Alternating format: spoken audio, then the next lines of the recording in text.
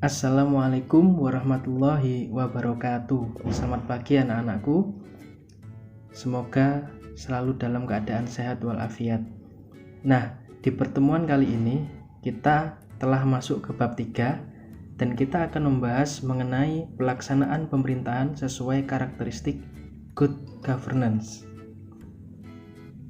Sebelum kita lanjut kepada pengertian apa itu good governance, perlu kalian ketahui terkait latar belakang good governance itu sendiri. Nah, lahirnya wacana good governance berakar dari penyimpangan-penyimpangan yang terjadi pada praktik pemerintahan, seperti korupsi, kolusi, dan nepotisme, atau yang biasa kalian kenal KKN. Penyelenggaraan urusan publik yang bersifat sentralistis, non-partisipatif, serta tidak akomodatif terhadap kepentingan publik telah menumbuhkan rasa tidak percaya dan bahkan antipati kepada rezim pemerintahan yang ada.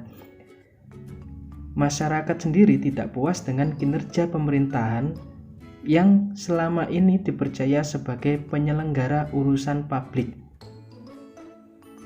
Kemudian beragam kekecewaan terhadap penyelenggaraan pemerintahan tersebut pada akhirnya melahirkan tuntutan untuk mengembalikan fungsi-fungsi pemerintahan yang ideal. Nah, good governance tampil sebagai upaya untuk memuaskan dahaga publik atas kinerja birokrasi yang sesungguhnya. Nah, dari latar belakang tersebut, tahukah kalian apa yang dimaksud sebagai good governance?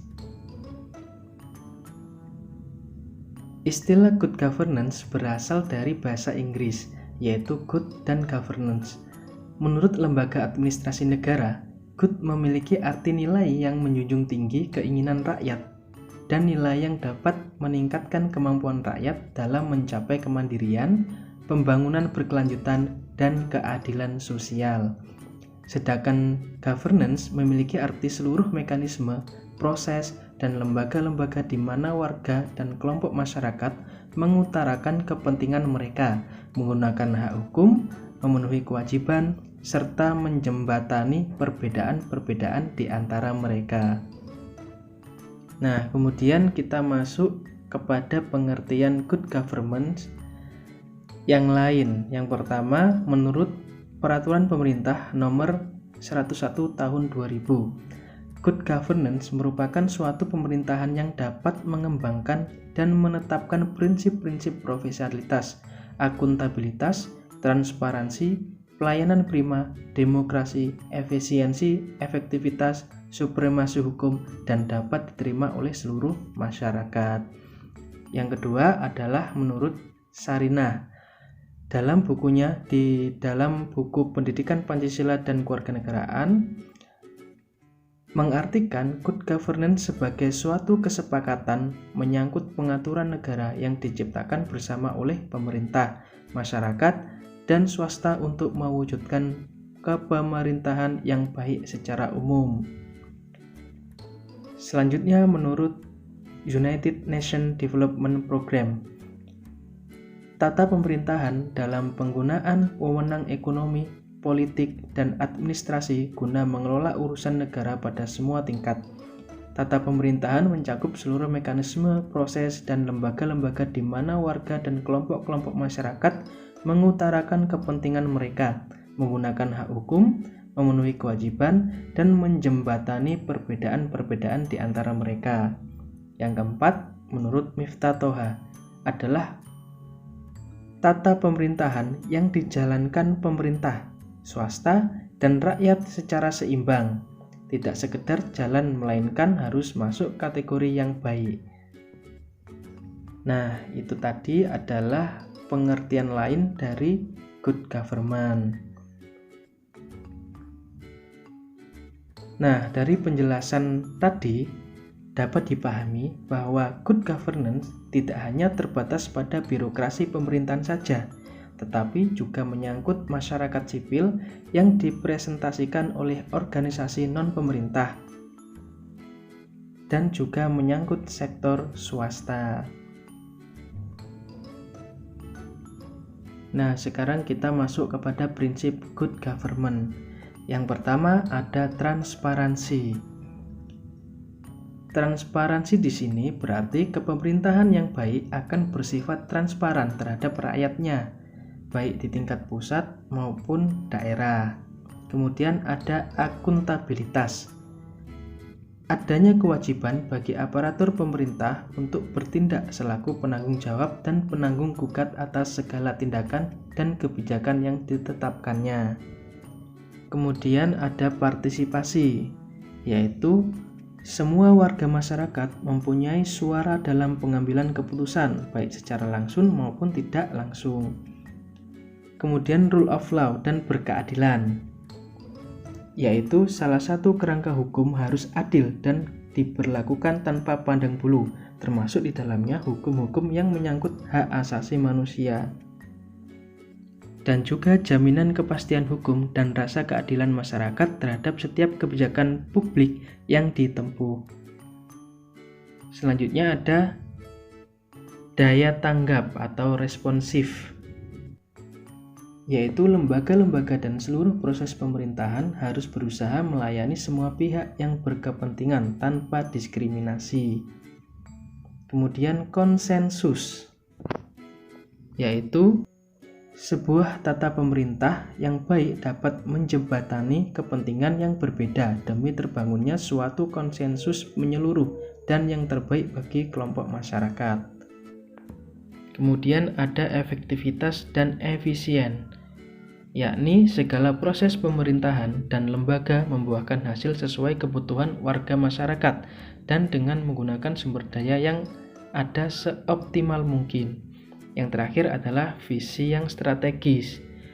Adalah seorang pemimpin dan masyarakat memiliki perspektif yang luas dan jauh ke depan atas tata pemerintahan yang baik dan pembangunan manusia, serta kepekaan untuk mewujudkannya.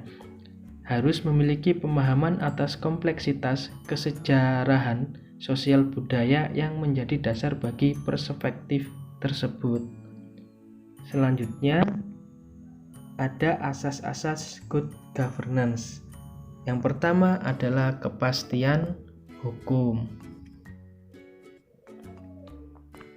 Asas kepastian hukum dalam suatu negara hukum yang mengutamakan landasan peraturan perundang-undangan, kepatuhan, dan keadilan dalam setiap kebijakan penyelenggaraan negara.